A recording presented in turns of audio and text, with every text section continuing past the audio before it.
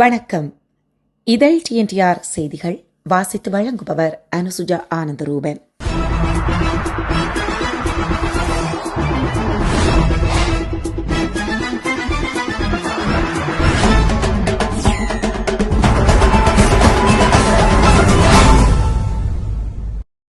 எழுச்சி பாடல்களை பாடி அதனை சமூக ஊடகங்களில் பகிர்ந்த கிளிநொச்சி இளைஞனை எதிர்வரும் 17ஆம் தேதி வரை விளக்கமறியலில் வைக்க சாவகச்சேரி நீதிமன்றம் உத்தரவிட்டுள்ளது. யாழ்ப்பாணம் நாவற்குழி பகுதியில் அண்மையில் இடம்பெற்ற ஆலய திருவிழாவை முன்னிட்டு விசேட இசை நிகழ்வு இடம்பெற்றது.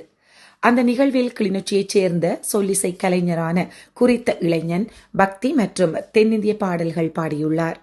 அதனையடுத்து தான் இசை நிகழ்வில் பாடிய குறித்த பாடல் காணொளிகளுக்கு ஏற்கனவே தனது இசை சேகரிப்பில் பாடிய சொல்லிசை எழுச்சி பாடலை இணைத்து அதனை தனது சமூக ஊடகங்களில் பகிர்ந்துள்ளார்.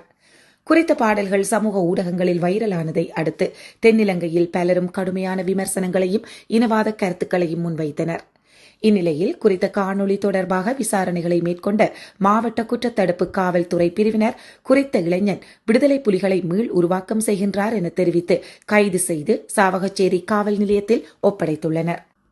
அதனையடுத்து சாவகச்சேரி காவல்துறையினர் குறித்த இளைஞனை நேற்று 3ஆம் தேதி நீதிமன்றத்தில் முன்னிலைப்படுத்திய போது சந்தேக நபரை எதிர்வரும் 17ஆம் தேதி வரை விளக்கமறியலில் வைக்க நீதிமன்றம் உத்தரவிட்டுள்ளது.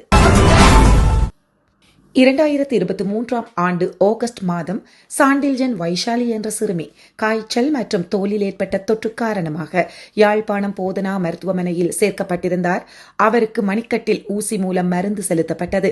ஓரிரு நாட்களில் மணிக்கட்டு வீக்கமடைந்து பின்னர் அந்த பகுதி வெடித்து அகற்றப்பட்டது.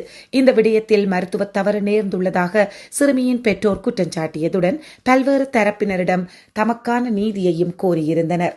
இந்த வழக்கு யாழ்ப்பாணம் மேலதிக நீதவான் நீதிமன்றில் மேலதிக நீதவான் நஜ்மி ஹுசைன் முன்னிலையில் நேற்று விசாரணைக்கு வந்தது.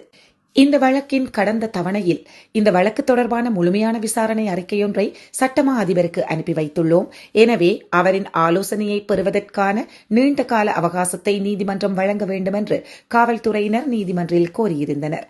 ஏற்கனவே இந்த வழக்கு 2 ஆண்டுகள் கடந்துவிட்டதை சுட்டிக்காட்டிய நீதிபதி நீண்ட தவணையை வழங்க மறுத்து சட்டமா அதிபரின் ஆலோசனையை பெறுவதற்கான கால அவகாசத்தின் பொருட்டு நேற்று வரை வழக்கை நீதவான் தவணையிட்டார்.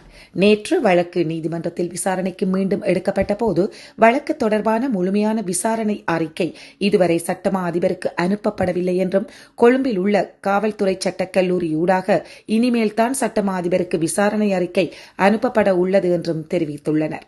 பாதிக்கப்பட்ட சிறுமி சார்பாக மன்றில் முன்னிலையாகி இருந்த சட்டத்தரணி SK புரந்தரன் நீதிமன்றத்தை காவல்துறையினர் தவறாக வழிநடத்துகின்றனர் என்று குற்றஞ்சாட்டியிருந்தார்.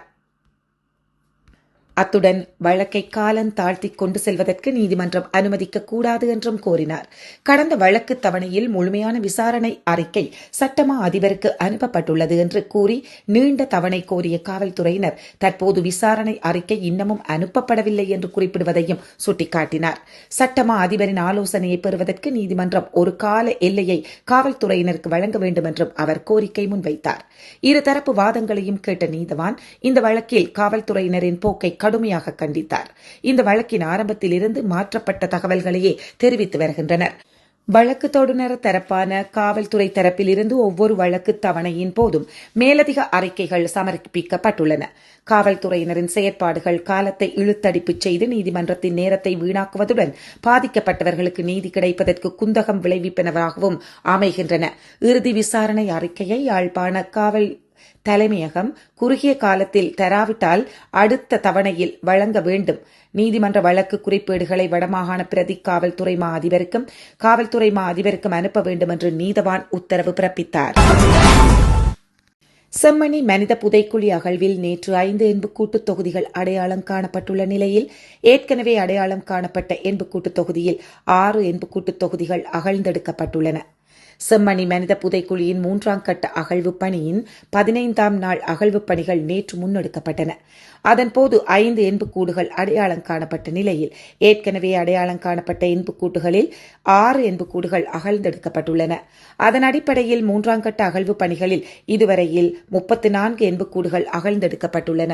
அதேவேளை புதைக்குழிக்குள் எண்பு குவியல்கள் 2 இடங்களில் அடையாளம் காணப்பட்டுள்ளதாகவும் 3ஆம் கட்ட அகழ்வு பணிகளில் ருகுணு பல்கலைக்கழக மாணவர்களும் இணைந்திருப்பதால் அகழ்வாய்வு தளம் மேலும் விஸ்தரிக்கப்பட்டு பணிகள் முன்னெடுக்கப்பட்டுள்ளதாகவும் சட்டத்தரணி எஸ் நிரஞ்சன் தெரிவித்துள்ளார். செம்மணி மனித புதைக்குழியில் இதுவரையில் முன்னெடுக்கப்பட்ட அகழ்வு பணிகளின் போது 275 எண்புக்கூடுகள் அடையாளம் காணப்பட்டுள்ள நிலையில் 272 எண்புக்கூடுகள் அகழ்ந்தெடுக்கப்பட்டுள்ளன. நாகப்பட்டினத்தில் இருந்து காங்கேசன்துறைக்கு சுபம் நிறுவனத்தின் சிவகங்கை கப்பல் சேவை மீண்டும் ஆரம்பமாகியுள்ளது. காலை 7:55 மணியளவில் நாகப்பட்டினத்தில் இருந்து பயணத்தை ஆரம்பித்த குறித்த கப்பல் பிற்பகல் 12:55 மணியளவில் காங்கேசன்துறையை வந்தடைந்தது.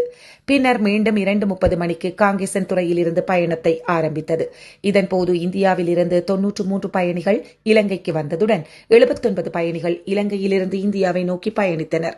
குறித்த கப்பலானது சில வாரங்களுக்கு முன்னர் காங்கேசன்துறையில் இருந்து நாகப்பட்டினம் நோக்கி பயணித்த நிலையில் அசாதாரண காலநிலை காரணமாக சேதமடைந்தது.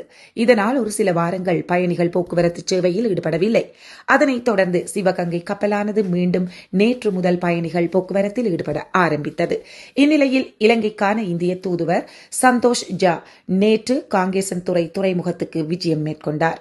இந்திய தூதுவர் சிவகங்கை கப்பல் அதிகாரிகளுடனும் மாலுமிகளுடனும் கலந்துரையாடினார். அத்துடன் கப்பல் போக்குவரத்து குறித்து பயணிகளிடமும் கருத்துக்களை கேட்டறிந்தார். மேலும் கப்பலையும் பார்வையிட்டார்.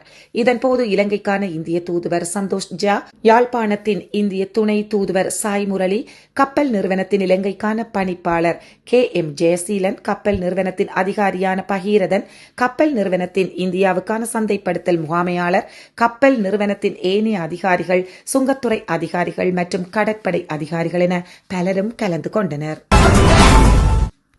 இரகசிய தகவல்களை அறிந்து கொள்ளக்கூடிய நபர்களை பணியமர்த்த சீன உளவாளிகள் இணைய வேலைவாய்ப்பு தளங்களை தீவிரமாக பயன்படுத்தி வருவதாக 5 ஐஸ் கூட்டணியின் பாதுகாப்பு அமைப்புகள் எச்சரிக்கை விடுத்துள்ளன. சீனாவின் இராணுவ உளவுத்துறை அரசாங்கத்தில் உள்ளவர்கள், இராணுவத்தினர் அல்லது இரகசிய தகவல்களை பெறக்கூடிய எவரையும் குறிவைப்பதற்காக பலதரப்பட்ட தொழில்முறை வலைத்தளங்களையும் இணையவழி ஆட்சேர்ப்பு சேவைகளையும் பயன்படுத்தி வருகின்றது என்று நமது ரகசியங்களை பாதுகாத்தல் செய்திக்குறிப்பில் குறிப்பிடப்பட்டுள்ளது. சீன இராணுவ உளவுத்துறை சேவைகள் 5 ஐஸ் அமைப்புக்கு எதிராக சீனாவுக்கு பல வகையில் அனுகூலத்தை வழங்கக்கூடிய சிறப்புரிமை பெற்ற இராணுவ, அரசியல் மற்றும் பொருளாதார உளவு தகவல்களை பெறுவதையே இறுதியில் நோக்கமாக கொண்டுள்ளன என்று எச்சரிக்கப்பட்டுள்ளது. 5 ஐஸ் அமைப்பென்பது அமெரிக்கா, பிரித்தானியா, கனடா, ஆஸ்திரேலியா மற்றும் நியூசிலாந்து ஆகிய நாடுகளின் உள்நாட்டு பாதுகாப்பு அமைப்புகளாகும்.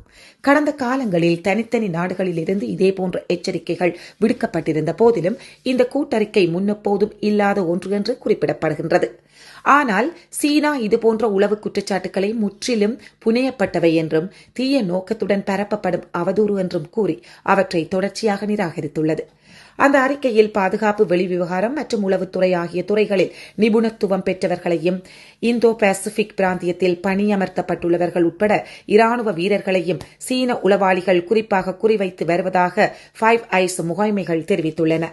அத்துடன் பத்திரிகையாளர்கள், சிந்தனை குழு ஊழியர்கள் அல்லது அரசாங்க தரவுகளுக்கு ஓரளவு அணுகல் கொண்டவர்களும் ஆபத்தில் இருப்பதாக அந்த அறிக்கையில் குறிப்பிடப்பட்டுள்ளது. இவ்வாறு ஆட்சேர்ப்பு செய்யப்பட்டவர்களுக்கு ஒவ்வொரு தகவல்களுக்கும் சில $100 முதல் பல $1000 வரை பணம் வழங்கப்படலாம் என்றும், மேலும் மேலும் முக்கியத்துவம் வாய்ந்த தகவல்களுக்கு அதைவிட அதிகமாக வழங்கப்படும் என்றும் அந்த அறிக்கை தெரிவித்தது. தற்போதைய மற்றும் முன்னாள் அமெரிக்க அரசு ஊழியர்களை குறிவைத்து சீன உளவுத்துறையினர் ஏமாற்றுத்திகளை பயன்படுத்துவது குறித்து அமெரிக்கா முன்னரே எச்சரித்திருந்தது.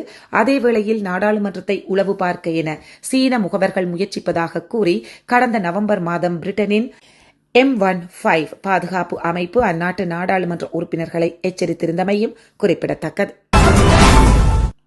உக்ரைன் விவகாரம் தொடர்பாக ரஷ்யா, ஐரோப்பா இடையே பேச்சுவார்த்தைக்கான வாய்ப்பு உருவாகி வருவதாகவும், ஆனால் பேச்சுவார்த்தைகள் தொடங்குவதற்கு சில மாதங்கள் ஆகக்கூடும் எனவும் ஒரு ஜெர்மனிய அரசு அதிகாரி தெரிவித்துள்ளார். குறித்த அதிகாரி மேலும் தெரிவிக்கும் போது, ஐரோப்பியர்கள் நியாயமானதாக கருதும் வகையிலான பேச்சுவார்த்தைக்கான தொடக்கத்தை அமைப்பது இன்றியமையாதது என்று கூறியுள்ளார். அத்தகைய பேச்சுவார்த்தைகளை யார் முன்னின்று நடத்துவார்கள் என்ற கேள்விக்கு ஜெர்மனி, பிரான்ஸ் மற்றும் பிரித்தானியா அடங்கிய E3 குழுவே அவற்றை நடத்தும் என்பதற்கான வலுவான அறிகுறிகள் இருப்பதாக அந்த அதிகாரி தெரிவித்துள்ளார். இந்த ஆண்டு ரஷ்ய படைகளின் முன்னேற்றம் மந்தமடைந்துள்ள நிலையில் உக்ரைனிய படைகள் போர்க்களத்தில் அழுத்தத்தை அதிகரித்து வருவதுடன் அரசுத் தலைவர் விளாடிமிர் புட்டினின் வருடாந்த பொருளாதார மாநாட்டுக்கு முன்னதாக புதன்கிழமை சென்ட் பீட்டர்ஸ்பர்க் மீதான தாக்குதல் உட்பட ரஷ்யாவுக்குள் தீவிரப்படுத்தப்பட்ட நீண்ட தூர தாக்குதல் நடவடிக்கைகளின் மூலமும் அழுத்தத்தை அதிகரித்து வருகின்றன. இதனிடையே உக்ரைன் அரசுத் தலைவர் விளாடிமிர் ஜெலன்ஸ்கியின் தலைமை பணியாளர் குளிர்காலத்துக்குள் போரை முடிவுக்கு கொண்டுவரும் ஒப்பந்தத்தை எட்டுவது ஒரு யதார்த்தமான சாத்தியம் என்று கூறியுள்ளார். இந்த நிலையில் பேச்சுவார்த்தைகள் தொடங்கும் நிலையை எட்டுவதற்கு வாரங்கள் அல்ல மாதங்களாக கூடும் என்பதை சமீபத்திய தாக்குதல்கள் சுட்டிக்காட்டுவதாகவும், மேலும் பேச்சுவார்த்தைகள் உக்ரைனுடன் முழுமையான உடன்பாட்டுடன் நடத்தப்படுவதை உறுதி செய்வது முக்கியம் என்றும் அந்த ஜெர்மனி அதிகாரி கூறியுள்ளார். முன்னதாக ரஷ்யாவுடன் எதிர்காலத்தில் நடைபெறக்கூடிய பேச்சுவார்த்தைகளில் முன்னாள் ஜெர்மன் அரசுத் தலைவர் கெர்ஹார்ட் ஷரோடர் ஒரு பிரதிநிதியாக பங்கேற்கலாம் என்ற புட்டினின் பரிந்துரையை ஜெர்மனியும் ஐரோப்பிய அரசாங்கமும் நிராகரித்துள்ளன. இவை இன்றைய இதழ் TNTR காலை நேர பிரதான செய்திகள். மீண்டும் நமது செய்திகளை மாலை கேட்கலாம். நன்றி, வணக்கம்.